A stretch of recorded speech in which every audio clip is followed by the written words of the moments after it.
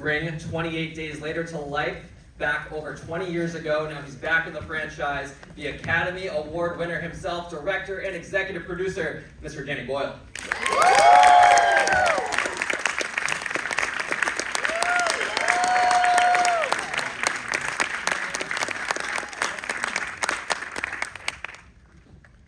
We will also be joined by Isla herself, the Emmy and Tony Award winner, Miss Jodie Comer.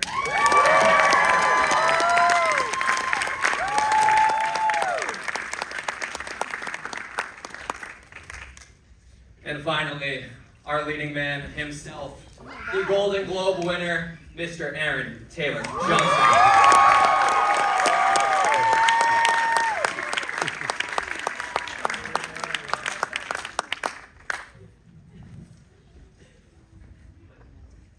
All right, guys, well, welcome to New York City.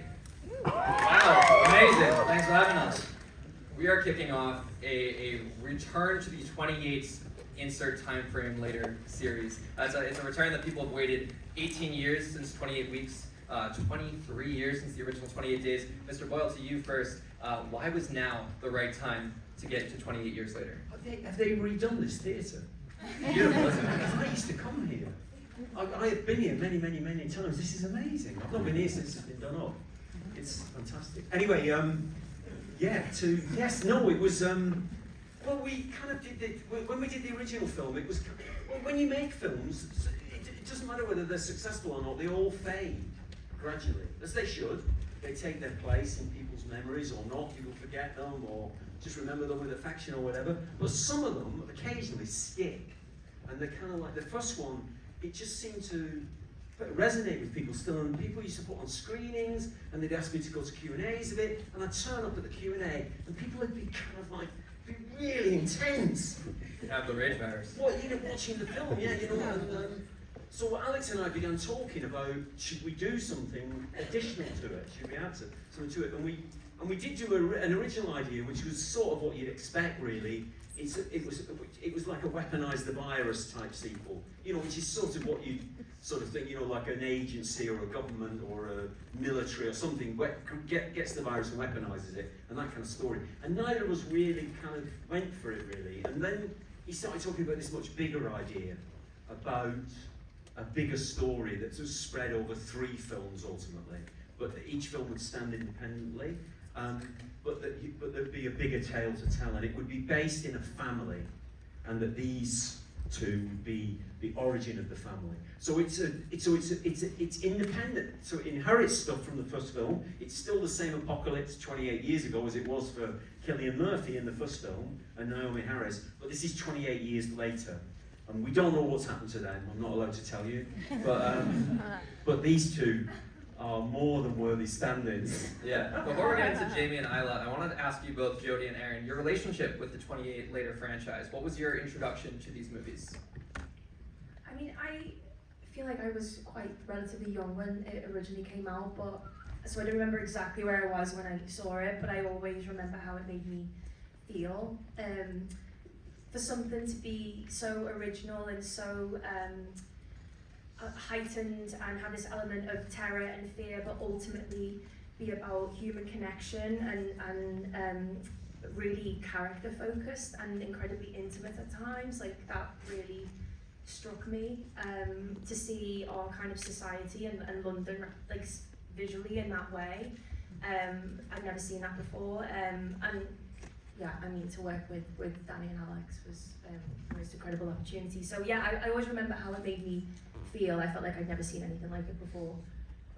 Yeah, I had the same reaction. I remember, I mean, at the time it was a very iconic filmmaking, and Cillian walking through the streets of London was such a visual, had such a visual impact on you. I was probably about 11 or 12 at the time when that came out, so, but which was kind of interesting to bring that into this movie, because both Isla and Jamie were teenagers at the time this event happened. So it's kind of beautiful to be able to kind of have instilled this beautiful, this movie that about the rage virus and how we're now living in that post-apocalyptic world, and how that like informs the adult self. So we're kind of carrying that sort of trauma into this. It was so interesting to have that film there. Yeah, both Jamie and Isla, most of their lives they've known as the Rage Virus world. Obviously, Isla, sticking with you, Jodie, she's sick in this movie. We don't know why, but she's bedridden, and she's not seemingly getting any better. But there was a time at some point in the past 28 years where she had happiness, because Spike is only 12 years old. Spike was born in the middle of this world. What can you tell me about kind of filling in that backstory for Isla? Has it always been doom and gloom, or was there a sliver of hope in this post-apocalyptic world at one point? Oh my god, I think there was so much hope, and I think as you get to know her as the film progresses, you really get to see her true essence, and the relationship that she has with Spike is really quite beautiful and has its uniqueness. We had like 2 weeks rehearsals before we started, which was amazing because me and Aaron got in the room with Alfie Williams, who plays Spike, who's incredible, and we got to kind of go through every scene and plot it out. And what I kind of felt about Isla was that I felt like she kind of maybe had a relationship with the island beforehand, like maybe it was her dad had taken her over there. It's in the name. Yeah, I know. I mean, it's part of her. So I felt like she was kind of actually very familiar in that home, in that place, but then now because of the condition she's in, she kind of actually very rarely goes outside and is, you know, very much kind of insular. But yeah, that was what we kind of thought. And Aaron, from what we've seen from Jamie so far, I think it's fair to call him pretty morally gray. He's got that moment with Spike when he's telling him just, you know, kill it, the one that's hanging upside down, and he wants him to become that hardened man in this post-apocalyptic world. You're no stranger to these morally gray characters. I think of Craven, I think of Tangerine from Bullet Train. What attracts you to these characters with, you know, they're not just on the surface level black and white, they got layers? Yeah, well, I think I'm always drawn to a more complex character, but I think, you know, he is a product, Jamie is a product of this new world, right? You know, he's had to adapt, change, and survive, and I think, so it's an interesting one. The moral grey area that you're talking about is sort of actually what's kept them alive for so long. So it's a system that the community have come together and figured out that really works for them, and now he's trying to install that in his you know, his child, his son, and teach him the way of life to continue this new way of life. And so, you know, it's interesting because it's the purity of that child that is coming to the world with curiosity and innocence, and like you said, never knew anything different. But we, as parents, are carrying the trauma of our childhood and projecting that onto him. So it's such a beautiful journey beyond what you guys have seen. That, but it comes with complexities, and I love that because it was so human to me, and there was flaws that come with that character specifically, and so yeah. The arc is so good, and that's all I can say right now. Danny, I want to talk about how you brought this film to life, because the original 28 Days Later, over 20 years ago, it was kind of revolutionary when it came to cameras. You got to use the Canon XL1, one of the first feature films in Hollywood to use a camera like that. Obviously, it influenced the next couple decades of cinema. This time around, get this, guys, iPhone Pro 15 Max. You shot a lot of this movie on iPhone. Can you talk to me about how that was able to get put together? There's lots of cameras used in it, but yeah, we use the iPhone a lot in it as well. But it's shot in a widescreen format, so because the phones and cameras generally are, the sophistication of them now is so much greater than it was before, that you can take these huge risks with it. And we shoot this film in what's called a 276 format, which is a very widescreen format, because we wanted you to see the spread of nature in this world, and these characters isolated within it, because it gives you a great sense of isolation, of space and then isolation. And then we used you saw some glimpses of a kind of technique in it that there's a lot more of in the rest of the film that you'll see. And there's some pictures out showing all these iPhones lined up in like 20 iPhones in a. It's like a belt almost, right? Yeah, and there are a couple of shots that use that later that are really, I don't normally say this, but they're really cool. And they're very violent, so they're not allowed on YouTube or anything like that. So you will only see them in the cinema, so you'll have to come back to the cinema to see them later. But it was a wonderful, because yeah, like you said, we'd use these other cameras on, it was wonderful to try and bring a technique to the filming. And that's one of the wonderful things about apocalypse movies, is you've got that, it gives you that freedom, because they're kind of all bets are off, really. You know, they're just like, well, what are you going to do? How are you going to survive?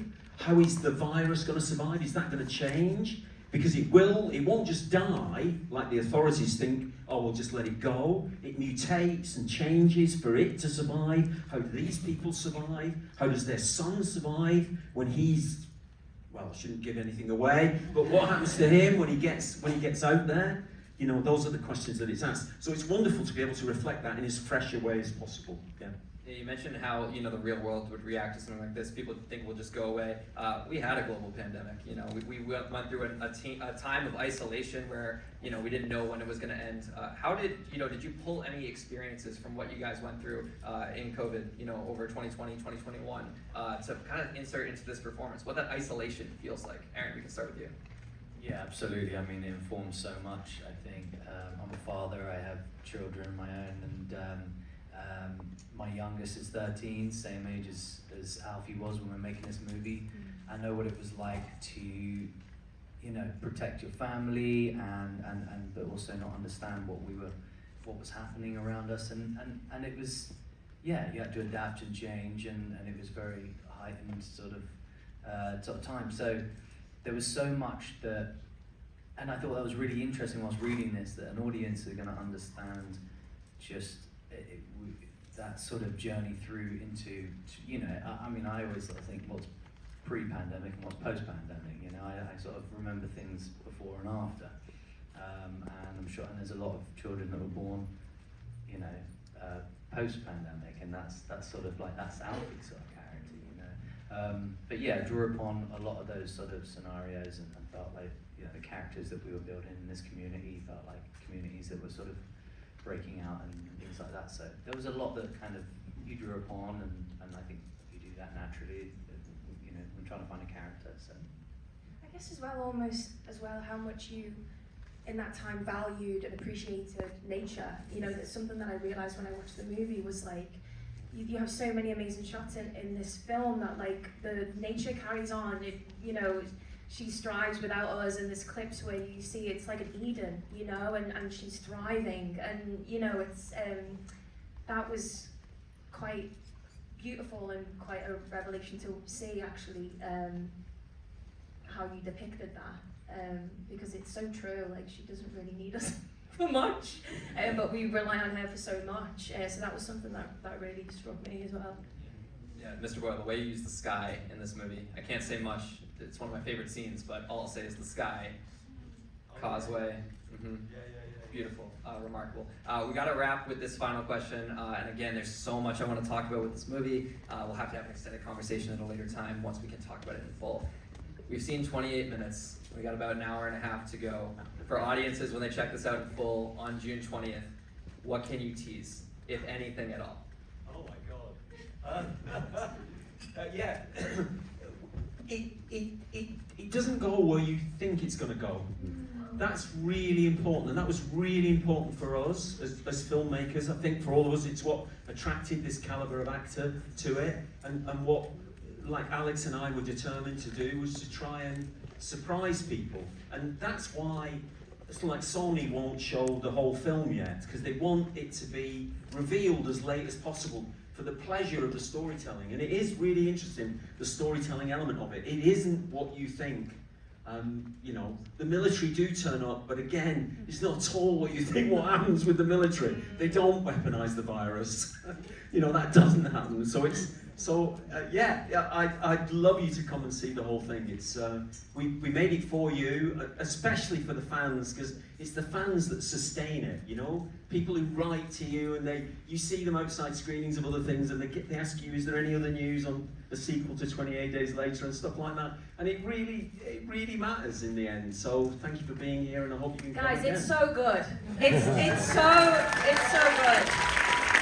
We went to see it this week, and we both texted each other and we were like, wow. I will say before I turn it over to Jodie and Aaron, this film has already won awards. 3 Golden Trailer Awards for the trailer that debuted in December.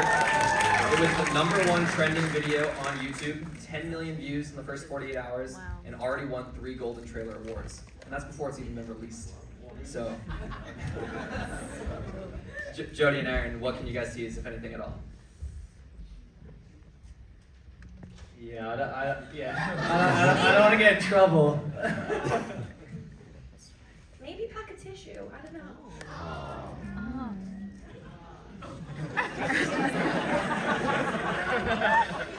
Oh man. Aaron, I can't say much about Jamie, so that's why I turned it over to you. No, I'm gonna leave it with Danny. What he like, I think it's the best. I think that's fair. There's a guy in it. There's a guy in it. So if these guys aren't enough, there's a guy in it at the end called Jack O'Connell. I don't know if you saw Sinners. You see Sinners? It's a fantastic film. So he's the chief vampire in Sinners, and Jack kind of is right at the end. He's in the film. He's right He's in at the the film. So that is, yeah, that's a treat. You've got the story. There are characters we've yet to meet. Obviously, Ray finds his names on the poster. Yeah, and I wanted to apologise as well on behalf of you if you weren't Teletubbies fans. When you were growing up, because of the way we treat them, it's like, and they come back anyway. There's more Teletubbies to be had. There's a lot more to come with this film. Well, anyways, guys, that's all the time we have for our Mr.